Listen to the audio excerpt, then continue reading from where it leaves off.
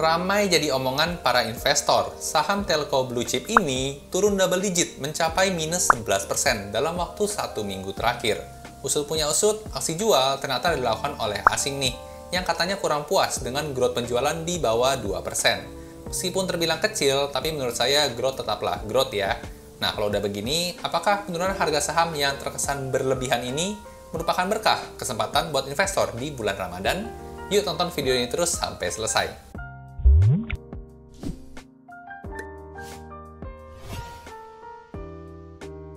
Halo dan selamat datang kembali channel saya Jonathan Tamrin.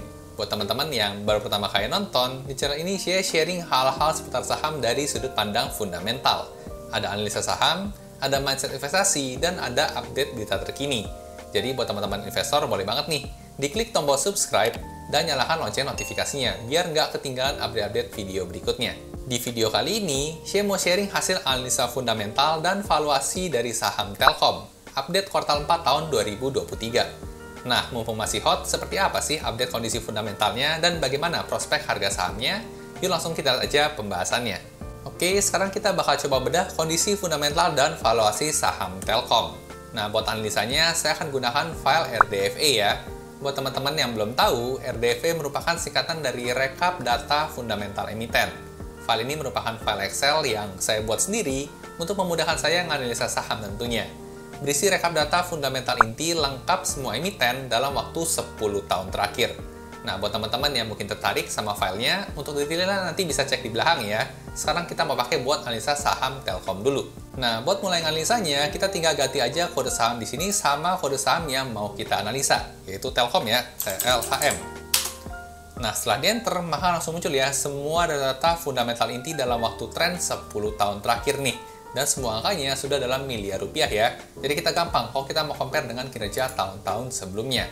Nah, sekarang kita akan coba analisa fundamental ya, saham Telkom update kuartal 4 tahun 2023. Kode sahamnya TLKM, nama perusahaannya Telkom Indonesia Persero Tbk. Untuk kapitalisasi pasar ya, atau market cap, per video ini dibuat di tanggal 30 Maret tahun 2024, ada di angka 343 triliun rupiah nih. Nah, angka market cap di 343,7 triliun ini tergolong besar ya, maka Telkom ini bisa dibilang sebagai saham blue chip, karena angka kapitalisasi pasarnya sudah di atas 100 triliun rupiah. Selanjutnya buat sektornya, Telkom ada di IDX Infrastruktur ya, untuk subsektornya di Integrated Telecommunication. Nah, untuk IPO-nya sendiri, Telkom sejak tahun 95 nih, dan harga sahamnya per video ini dibuat ada di angka Rp3.470 per lembar sahamnya. Nah, sekarang kita akan coba analisa laporan yang pertama dulu ya, yaitu laporan laba rugi perusahaan. Nah, sekarang kita masuk ke bagian yang pertama, yaitu adalah penjualan, sales atau revenue. Nah, sini kita bisa lihat ya, secara tren 10 tahun terakhir sih masih meningkat terus. Kalau kita coba lihat di update tahun 2014 ya, untuk revenue-nya hanya di 89,6 triliun, sedangkan sekarang itu di 149,4 triliun. Bisa dikatakan all time high ya dibandingkan dengan 10 tahun terakhir. Nah, di sini kita bisa lihat ya, angka growth-nya secara year on year ya, atau dibandingkan dengan tahun 2022 ternyata memang tergolong kecil ya, cuman 1,45%. Namun kalau coba kita bandingkan dengan angka CAGR-nya ya, yaitu adalah growth rata-rata selama 10 tahun terakhir, ada di angka 5,84% nih.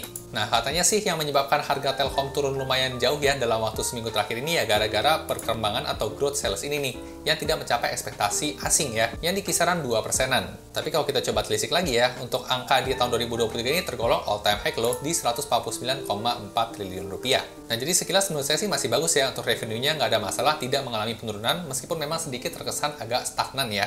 Nah, lanjut ke bawah bagaimana dengan kondisi laba kotoran nih, atau gross profit-nya. Nah, gross profit-nya juga masih meningkat ya, cuma memang sangat kecil sekali, cuma 0,08% dibandingkan dengan tahun lalu. Tapi kalau kita lihat CAGR-nya ternyata agak lebih kencang ya, di angka 8,18%. Lanjut coba kita lihat dari sisi laba usahanya. Laba usahanya naik agak kenceng nih, di kisaran 6,2% dibandingkan dengan tahun lalu. Nah, meskipun naik lumayan, tapi ternyata kalau kita bandingkan ya dengan tahun 2021 masih belum all time high ya. Kemarin itu sempat di 79,3 T, sekarang di 77 triliun rupiah aja. Nah, seperti ini ya gambaran laba usahanya dalam waktu 10 tahun terakhir. Sekarang kita lihat yang bagian paling penting nih, atau paling disukai investor, yaitu terkait dengan laba bersih. Nah, ternyata dari sisi laba bersih perusahaan Telkom tergolong masih cukup menarik ya. Secara year on year itu naik double digit nih, hampir 20%, di angka 18,34%. Dari yang kemarin itu 20,7 triliun, sekarang di 24,5 triliun rupiah. Nah, tapi kalau kita lihat di sini memang menarik ya. Di tahun 2021 itu angkanya pernah lebih tinggi nih, di 24,7 triliun. Sekarang di 24,5 triliun. Jadi meskipun meningkat, tapi masih belum all time high ya, dari sisi laba bersihnya. Untuk CAGR-nya sendiri di 6% ya, dan kita lihat trennya di sini suka naik turun ya. Sempat naik di tahun 2017, agak turun sedikit, naik lagi 2021, turun sedikit. Nah, tapi menariknya sekarang ya, trennya sudah mulai berbalik positif lagi nih. Ya, semoga nanti di tahun 2024 bisa lebih tinggi lagi dari sisi laba bersih perusahaan. Oke, dari sisi laba bersih sih kalau saya lihat pribadi ya, masih belum terlalu ada masalah nih. Karena memang mungkin kalau kita lihat di sini memang lagi siklusnya aja ya, sempat tinggi lalu kemudian turun untuk jadi lebih tinggi lagi. Nah, sekarang kita coba lanjut ya, kita evaluasi ke poin selanjutnya yaitu dari sisi beban bunga atau keuangan. Nah, ternyata beban bunga perusahaan itu naik ya sekitar 15,35% nih dibandingkan dengan tahun sebelumnya. Dan tergolong all time high juga ya di 4,6 triliun rupiah. Beban bunga atau keuangan yang semakin meninggi itu menunjukkan bahwa Telkom ini agak aktif ya menambahkan hutang dalam perusahaan mereka. Sehingga semakin tinggi juga beban keuangan yang harus mereka tanggung ya, yang menggerus laba bersih perusahaan. Idealnya sih memang angka di sini tuh semakin turun ya, tapi cukup disayangkan ya ternyata di tahun terakhir naiknya cukup kencang nih di 15,35%. Nah, lanjut sekarang kita akan coba lihat evaluasi tren EPS-nya ya selama 4 tahun terakhir secara kuartalan. Nah, dengan melihat bagan ini kita bisa menemukan pola yang cukup menarik ya, di mana di kuartal 4 di setiap tahunnya itu berpotensi memang angkanya terendah ya dibandingkan dengan kuartal-kuartal lainnya. Jadi ketika di tahun 2023 ya angkanya lebih rendah dibandingkan dengan 3 kuartal sebelumnya menurut saya cukup wajar, karena memang selama sebelum-sebelumnya pun biasanya juga angkanya lebih rendah dibandingkan kuartal 1, kuartal 2, maupun kuartal 3-nya. Jadi dengan data seperti ini, kedepannya kita bisa expect ya untuk Telkom di kuartal 4, ya jangan terlalu berharap ketinggian, karena biasanya angkanya lebih rendah dibandingkan dengan kuartal-kuartal sebelumnya. Sini di bagian full year kita bisa lihat ya, di tahun 2023 di Rp248 ya untuk earning per share-nya, masih kalah sedikit ya dibandingkan tahun 2021 yang pernah di Rp250. Oke, jadi seperti ini ya, update kondisi laporan laba rugi Telkom nih, update kuartal 4 tahun 2023. Sekilas memang nggak bisa dikatakan wah banget ya, karena memang growth-nya tergolong cukup kecil, tapi nggak bisa dikatakan jelek juga, karena memang masih bertumbuh nih, bukan angkanya negatif. Nah, sekarang kita akan coba evaluasi dari bagian berikutnya ya, yaitu soal laporan neraca. Kita bakal coba cek nih, apakah neraca perusahaan tergolong sehat atau sakit. Nah, buat laporan neraca, seperti yang kita tahu, ada 3 komponen ya, ada aset, ada hutang atau liabilitas, dan ada modal atau ekuitas. Sekarang kita bakal lihat dari sisi total asetnya dulu nih. Ternyata selama 10 tahun terakhir mengalami peningkatan ya, cukup kencang juga di angka 9,81 nih untuk CAGR-nya. Buat setahun terakhir sendiri juga growth ya di 4,31, jadi menurut saya masih bagus ya, dan all time high juga dibandingkan dengan 10 tahun terakhirnya. Lanjut kita lihat pecahannya ya, untuk total aset ada aset lancar. Aset lancarnya naik sedikit 1%, tapi masih lumayan kalah ya dibandingkan tahun 2021. Dan buat tidak lancarnya, di sini malah all time high nih, naik 5,13%. Menurut saya sih masih oke, karena secara keseluruhan aset tadi kita bisa lihat memang angkanya positif ya, jadi bertumbuh. Nah, di sini kan bagus ya, asetnya bertumbuh. Sekarang kita bakal coba lihat dari sisi hutangnya nih, hutangnya nambah banyak juga atau enggak. Dan ternyata secara hutang juga bertambah ya, 3,61% nih dibandingkan dengan tahun terakhirnya. Tapi di sini bagusnya ya, angka tahun terakhirnya tidak lebih tinggi nih dibandingkan angka tahun 2021. Karena tentunya kita sebagai investor, kita pengen hutangnya itu ya serendah-rendahnya kalau bisa, supaya nggak menggerus laba bersih perusahaan. Lanjut kita lihat pecahannya ya, untuk hutang jangka pendeknya mengalami peningkatan sebesar 1,68%, sekarang di 71,5 triliun ya. Dan buat hutang jangka panjangnya di sini juga mengalami peningkatan ya, 6,07%, meskipun memang tidak setinggi tahun 2021. Nah, untuk hutangnya kita sudah lihat ya kondisinya saat ini. Sekarang kita akan coba bandingkan dengan modalnya nih, atau ekuitas perusahaan. Nah, buat kolom ekuitas ini kita bisa lihat cukup cakep banget ya. Selama setiap tahunnya itu selalu konsisten bertambah nih, angkanya semakin lama semakin tinggi. Untuk setahun terakhir naik 5% ya, dari 129T sekarang di 135 triliun rupiah. Nah, angka modal yang terus bertumbuh ya setiap tahunnya itu merupakan hal yang bagus, karena itu artinya perusahaan konsisten cetak laba nih, sehingga modalnya makin lama makin besar. Apalagi di sini kalau kita lihat ya, untuk modalnya sekarang 135T, untuk hutangnya tadi kita sudah bisa lihat juga di atas di 130T. Jadi masih lebih tinggi modalnya ya, lebih tinggi sekitar 5,7T nih dibandingkan dengan hutangnya. Sampai sisi ekuitas saya masih belum menemukan masalah yang cukup berarti buat saham Telkom. Sekarang kita lihat dari sisi kasnya, untuk jumlah kas perusahaan ternyata agak sedikit mengalami penurunan nih, minus 9,20% dibandingkan dengan tahun sebelumnya. Tapi meskipun turun ya, kita bisa perhatikan angka 29 ini memang pernah juga ya di tahun 2016, dan tahun 2015 pun juga kurang lebih di kisaran 28-29 triliun. Menurut saya sih untuk kas kisaran 29 triliun ini tergolong cukup stabil ya buat Telkom. Karena buat item kas ini, ya mendingan jangan nimbun terlalu banyak kas ya. Sayang duitnya kalau ditimbun banyak-banyak jadi kas, mendingan diputar lagi biar bisa jadi duit lagi. Nah, jadi kalau kita lihat di sini masih oke ya, untuk kasnya masih belum di angka yang mengancam ya, masih tergolong cukup stabil. Sekarang kita lihat bagian poin piutang lancarnya nih. Nah, piutang lancarnya cukup menarik ya, karena meningkat cukup signifikan nih, di 23,55% dibandingkan dengan tahun sebelumnya. Sekarang di 10,6 triliun. Nah, buat piutang lancar ini, idealnya memang semakin tahun semakin bertambah ya. Karena biasanya untuk piutang lancar ini punya korelasi yang positif nih sama angka penjualan. Jadi semakin tinggi penjualan, semakin tinggi juga piutangnya. Jadi oke, masih belum ada masalah juga ya untuk piutang lancarnya. Lanjut ke bagian persediaan lancar nih. Nah, untuk persediaannya di sini agak minus ya, minus 12,85%. Sekarang hampir 1T aja. Nah, buat persediaan juga menurut saya angkanya sekarang juga masih belum terlalu signifikan mengganggu ya. Karena baik lagi yang namanya persediaan ya jangan sampai numpuk banyak-banyak. Karena kalau semakin banyak persediaan, itu tandanya berarti nggak laku ya produknya. Jadi menurut saya angka ini masih oke ya, masih cukup stabil di kisaran 1 triliun rupiah. Lanjut ke bagian nilai buku per lembar saham ya, atau book value per share, semakin tahun semakin naik, berarti bagus ya, nggak ada masalah di sini. Dan sekarang kita lihat dari sisi dividennya nih. Nah, ternyata Telkom tergolong ya rutin bagi dividen ya. Dan kalau kita perhatikan trennya ya, selama 10 tahun terakhir semakin kesini angkanya semakin besar ya. Ini menandakan kalau perusahaan bertumbuh. Tapi memang sih selama beberapa tahun terakhir cukup stagnan ya, di kisaran Rp168 aja. Tapi tentunya nggak apa-apa ya, daripada nggak dapat dividen sama sekali, masih cukup menarik nih buat dilirik investor yang cari dividen. Nah oke, kita udah selesai ya lihat kondisi neracanya Telkom. Sekarang kita akan lihat laporan yang ketiga, yaitu laporan arus kas perusahaan. Bagaimana kondisinya? Apakah sehat juga buat arus kasnya si Telkom ini? Nah, buat laporan arus kas ada 3 komponen ya. Yang pertama ada arus kas dari aktivitas operasi ya, cash flow from operation, CFO. Lalu yang kedua ada arus kas dari aktivitas investasi atau cash flow from investment atau CFI ya. Dan yang ketiga ada arus kas dari aktivitas pendanaan atau financing, CFF. Nah, kita lihat dari yang pertama dulu ya, untuk arus kas dari aktivitas operasinya. Nah, sini kita bisa evaluasi selama 10 tahun terakhir, angkanya positif terus ya. Dan ini merupakan hal yang bagus nih. Kenapa? Karena kalau angkanya positif, itu menunjukkan ada duit lebih banyak masuk nih, dibandingkan yang keluar di tahun tersebut. Kita sebagai pemilik bisnis kan tentunya pengen perusahaan kita cuan ya, lebih banyak duit yang masuk dibandingkan yang keluar.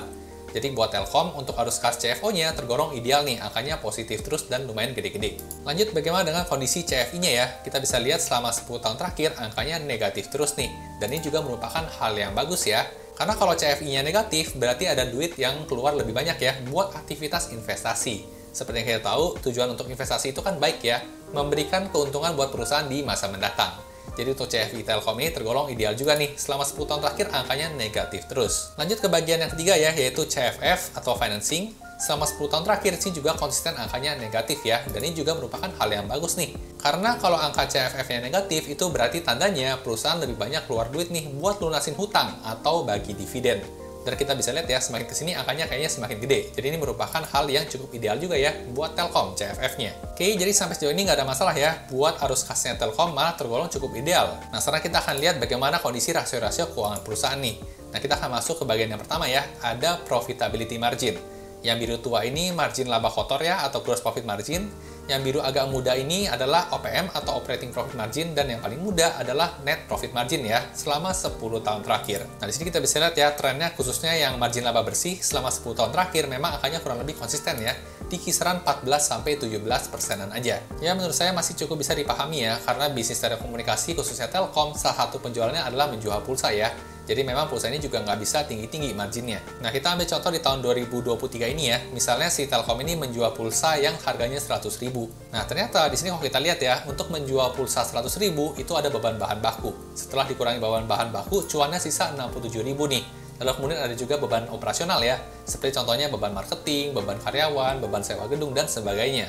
Sehingga terpotong lagi nih, cuannya sisa 52.000 aja. Nah, tapi setelah itu tentunya masih ada beban-beban lainnya ya, seperti beban keuangan dan beban pajak juga. Nah, setelah dipotong, ternyata sisa cuannya tinggal 16.000 nih. Jadi jualan pulsa 100.000, cuannya cuma 16.000. Jadi kurang lebih seperti itu ya cara baca rasio profitability margin. Menurut saya masih cukup konsisten dan nggak ada masalah juga ya. Di sini malah bagus nih, untuk bagian gross profit marginnya itu meningkat dibandingkan dengan 10 tahun terakhir. Lanjut kita lihat rasio selanjutnya ya, yaitu return on equity. Nah, selama 10 tahun terakhir, grafiknya ternyata di sini agak lebih rendah ya dibandingkan dengan kondisi beberapa tahun terakhir. Average selama 10 tahunannya ada di angka 20-an%, sekarang di 18,1% aja. Kalau lihat dari rasio ini memang sedikit agak mengecewakan ya. Akan sangat ideal lagi kalau Telkom ini di tahun berikutnya bisa lebih tinggi lagi nih, atau bahkan lebih tinggi dibandingkan dengan 20%. Nah, jadi rasio ROE ini bisa ya ntar diperhatikan lebih lagi nih di update kinerja kuartal selanjutnya. Lanjut ke rasio selanjutnya, yaitu rasio hutang ya, debt to equity ratio. Nah, kita bisa lihat ya, di angka tahun terakhir hanya di 0,96 ya, masih di bawah 1. Nah, angka rasio DER yang di bawah 1 tergolong masih cukup ideal ya, karena artinya lebih banyak modal nih dibandingkan dengan hutangnya. Tadi juga kita udah lihat ya, angka di belakang ternyata masih selisih sekitar 5,7 triliun rupiah nih, lebih banyak modalnya dibandingkan dengan hutangnya. Jadi kalau lihat seperti ini, Telkom masih tergolong sehat ya, masih bisa lunasin hutang tanpa masalah. Lanjut ke rasio hutang selanjutnya, ada cash ratio ya. Angka cash rasionya di sini 0,41 masih tergolong ideal karena masih di atas 0,3. Berarti di sini artinya duit kas perusahaan itu 41% ya dari total hutang perusahaan. Lanjut ke bagian current ratio. Untuk current rasionya terakhir di 0,78 ya, cukup ideal juga karena mendekati 1 ya. Nah, di sini artinya total aset lancar itu hampir mendekati total hutang jangka pendeknya ya, jadi nggak ada masalah buat kondisi pelunasan hutangnya. Kecil lah kemungkinan Telkom ini bakal bangkrut dalam waktu jangka dekat. Lanjut ada quick ratio, di sini juga masih 0,76, masih sehat juga ya, nggak ada masalah. Nah, lanjut ke rasio selanjutnya ada quick ratio ya, juga nggak ada masalah, 0,76. Nah, lanjut ya ke rasio ICR atau interest coverage ratio ada di angka 16,57, kurang lebih sama di kisaran rata-rata ya, di 15,44, nggak terlalu jauh. Jadi untuk ini pun juga nggak ada masalah. Nah, selanjutnya dari sisi dividen yield ya, selama 10 tahun terakhir ternyata untuk pembagian dividennya itu kurang lebih di kisaran 3-5% ya untuk dividen yieldnya sekali pembagian dividen. Nah, kalau udah seperti ini kita bisa cukup expect ya untuk pembagian dividen nanti setelah adanya RUPS ya, itu juga kemungkinan besar bakal di kisaran 4-5%-an. Menurut saya untuk angka dividen yield segini itu tergolong cukup oke ya buat teman-teman yang dividen hunter. Karena toh menunggunya kan nggak mesti selama deposito ya, yang mesti setahun. Ini mungkin kisaran 2-3 bulan aja bisa dapat bunga yang setara deposito. Nah oke, jadi kita sudah lihat ya rasio keuangan saham Telkom untuk update kuartal 4 tahun 2023. Beberapa hal yang perlu diperhatikan itu terkait dengan rasio profitabilitas ya, khususnya ROE nih, yang angkanya bahkan masih di bawah rata-rata 5 atau 10 tahun terakhir. Nah itu hal yang perlu diperhatikan. Nah pertanyaan selanjutnya adalah tentu soal harga sahamnya ya. Apakah harga saham saat ini yang sudah turun 11% ya kemarin, itu sudah mulai masuk ke area under value ya atau murah, atau masih wajar aja, atau malah masih over value ya atau kemahalan? Nah, buat jawab pertanyaan itu tentunya kita perlu lihat rasio valuasi ya. Sekarang kita akan coba lihat nih valuasinya gimana, murah, mahal, atau masih wajar aja. Kita klik di sini ya, rasio valuasi. Nah, buat valuasinya kita akan coba masuk yang pertama dulu ya. Kita pakai rasio yang umum nih, yaitu price to book value. Nah, ini adalah PBV selama 10 tahun terakhir, dan ternyata angka sekarang ya di 2,53 ini tergolong all time low ya dibandingkan dengan kinerja 10 tahun terakhirnya. Buat teman-teman yang belum paham, untuk rasio PBV semakin turun itu semakin murah, semakin tinggi yaitu semakin mahal. Dan buat rule of thumb-nya ya, secara patokan PBV itu dikatakan wajar kalau di angka 1. Kalau angkanya di atas 1, secara umum ya, saham itu bisa dikatakan lumayan mahal. Tapi menurut saya sih agak beda ya, karena Telkom ini kan perusahaan blue chip yang memang terkenal kinerjanya itu oke ya. Nah, perusahaan bagus memang biasanya tidak dihargai murah ya. Jadi memang biasanya untuk PBV-nya angkanya selalu di atas 1. Nah, ini jadi menarik nih, meskipun di atas 1, tapi trennya menurun ya. Dia pernah di 4,8 nih, sekarang tinggal 2,53 aja. Sedangkan kalau tadi kita lihat kinerja ya, secara profitabilitas, revenue-nya menyentuh all-time high, dan laba bersihnya itu hampir menyentuh all-time high lagi ya. Tapi secara valuasinya di sini malah semakin murah nih. Nah, di sini ada dua strategi ya. Ada strategi membandingkan dengan average 5 tahunannya. Jadi, 5 tahun terakhir dijumlah dibagi 5. Dan ada juga strategi yang membandingkan dengan angka fair-nya ya, di angka 1 nih, secara rule of thumb. Nah, kalau kita pakai strategi yang pertama ya, rata-rata 5 tahunannya ada di angka 3,17 nih, dan sekarang di 2,53. Yang artinya, angka 3,17 ini terdiskon sebesar 20,1% ya. Dan kalau angka 2,53 ini balik ya ke angka 3,17, maka ada potensial gain nih sebesar 25,1%. Dengan target harga jual di Rp4.342. Dan untuk kesimpulannya tergolong sedikit under value ya, slightly under value. Kalau kita pakai strategi yang pertama ini. Nah, kalau kita pakai strategi yang kedua, pakai PBV fair di angka 1, maka saat ini tergolong over value ya. Dengan target harga jualnya itu sebenarnya di Rp1.370. Dia jadi punya potensi loss ya sebesar minus 60%. Nah, buat kasus saham blue chip Telkom lebih cocok strategi yang mana? Kalau buat saya pribadi, akan lebih cocok pakai yang ini ya, 5 tahun terakhirnya. Karena untuk Telkom ini tergolong saham blue chip yang memang sudah dikenal bagus ya. Dan baik lagi, perusahaan bagus biasanya memang tidak divaluasi murah. Tapi kita bisa bandingkan dengan kinerja tahun-tahun sebelumnya nih, yang tergolong slightly under value. Nah oke ya, jadi dari bacaan ini menurut saya pribadi, untuk Telkom itu tergolong slightly under value ya, targetnya di Rp4.342. Jadi bisa dibilang malah kesempatan ya, kemarin sempat turun 11%. Nah ini soal rasio valuasi yang pertama ya, yaitu PBV. Sekarang kita akan coba bandingkan dengan rasio valuasi yang kedua, yaitu price to earning ratio. Nah, selama 10 tahun terakhir juga ternyata saat ini merupakan all-time low-nya ya, di 14 kalinya. Nah, sini juga ada dua strategi sama ya, dengan patokan umumnya itu di angka 10 ya buat harga wajarnya, Tapi ya baik lagi, Telkom ini perusahaan blue chip, jadi menurut saya strategi yang cocok adalah strategi yang putih ini ya, rata-rata 5 tahunannya. Nah, kalau kita baca di sini, ternyata tergolong fair value ya, dengan target harga jualnya di 4.200-an rupiah juga. Di sini ada potensi gain sebesar 21% ya, dan terdiskon 17,6%. Kurang lebih sama ya, tapi beda tipis nih. Jadi tergolongnya di sini slightly under value, di sini masuknya ke fair value. Tapi sama-sama punya potensi gain kisaran di 20-an% ya. Ini 25, di sini 21%. Lanjut kita bandingin lagi ya sama rasio selanjutnya, yaitu price to earning growth ratio ya, PEG. Di sini juga mengatakan fair value ya, tergolong all time low juga nih kinerjanya. Dan potensi gainnya juga rata ya, kurang lebih di 21% juga. Nah, ini jadi cukup menarik ya, karena 3 rasio sudah mengatakan cukup konsisten ya, punya potensi gain sebesar 20-an%. Apalagi kalau kita perhatikan untuk update yang terakhirnya ya, di tahun 2023 kuartal 4 ini tergolong yang jarang-jarang ya, valuasi Telkom itu menyentuh all time low dibandingkan dengan kondisi 10 tahun terakhirnya. Jadi apakah bisa dikatakan sebagai sebuah kesempatan? Ya menurut saya sih bisa ya, karena selama ini Telkom belum pernah ya menyentuh angka rasio valuasi terakhir semurah ini. Lanjut kita bandingkan lagi dengan rasio selanjutnya, yaitu price to cash flow ratio ya, PCFR. Di sini juga tergolong fair value. Nah, cuman di sini potensi gainnya lebih kecil ya, 1,4% aja nih. Dan yang terakhir kita coba bandingkan dengan rasio EPS growth ya, untuk perbandingan valuasinya. Nah, EPS growth ini mengatakan saat ini juga fair value ya, malah punya potensi loss nih sebesar minus 16%. Nah, tapi untuk perhitungan EPS growth ini, kalau kita perhatikan asumsi growth yang digunakan adalah 4%. Sedangkan untuk Telkom, kita sudah perhatikan ya, di depan bagian laba rugi sini tadi, untuk bagian net profitnya, kita bisa lihat ya, di sini kan growth-nya CAGR-nya 6%. Coba kalau untuk rasio valuasi tadi kita ganti ya, 6%, jangan 4%. Kita balik ke rasio valuasi. Ke bagian EPS growth kita ganti 6%. Nah, maka di sini perhitungannya agak sedikit berubah ya, meskipun memang masih minus juga nih, minus 16%. Oke, jadi seperti ini ya perbandingan dari beberapa rasio valuasi yang kita gunakan. Yang tadi cukup konsisten itu adalah di 3 teratas ya, mengatakan bahwa saat ini sedikit under value nih, dengan potensi gain di kisaran 20-an%. Nah, jadi menurut saya untuk harga saham Telkom saat ini lumayan nih, bisa kita pegang buat jadi core stock ya, buat investasi lumayan panjang. Dan bisa dikatakan cukup minim resiko juga ya, karena secara valuasi juga udah all time low selama 10 tahun terakhir. Tapi tentunya baik lagi seperti biasa ya, saya disclaimer dulu. Tujuan dari pembuatan video kali ini bukan untuk memberikan rekomendasi beli atau jual suatu saham. Di sini saya hanya sharing ya, hal-hal yang saya temukan menarik. Bagus kalau teman-teman dapat insight, tapi buat jual atau beli suatu saham, teman-teman tetap harus ngerjain PR-nya sendiri, atau do your own research. Oke, jadi itu tadi hasil sharing analisa fundamental dan valuasi saham Telkom versi saya. Buat teman-teman yang tertarik sama file Excel RDV-nya, sekarang RDV ada 2 versi ya. RDV Basic yang lebih terjangkau, dan RDV Plus ini yang lebih lengkap dan premium. Saat ini sudah ada kisaran 400-an emiten yang rilis laporan keuangan kuartal 4-nya. Buat teman-teman yang pesen, bakal dapat free update berkala nih. Minimal 1 kali setiap minggunya sampai lengkap data 800-an plus laporan keuangan kuartal 4 emitennya. Teman-teman juga boleh coba file sampelnya dulu gratis ya. Jadi kalau cocok bisa langsung pesan aja. Boleh DM atau email saya, panggil aja Bang, Mas, Bro, bebas ya. Mau minta file sampel RDV-nya dong. Nanti bakal dibantu sama tim saya buat file sampelnya. Info lebih lengkapnya lagi soal paket dan harga bisa langsung DM IG atau cek highlight-nya di sini ya. Nah, gimana nih teman-teman setelah dengar analisa saya tadi, seberapa setuju dengan analisa saya yang tadi? Atau ada yang punya pendapat lain? Tuliskan pendapat dan komentar teman-teman di kolom komentar di bawah ya, biar bisa kita diskusin lebih lanjut lagi. Suka video seperti ini? Jangan lupa di like dan bagikan ke teman-teman investor lainnya ya, supaya makin jago analisa sahamnya. Sampai jumpa di video berikutnya.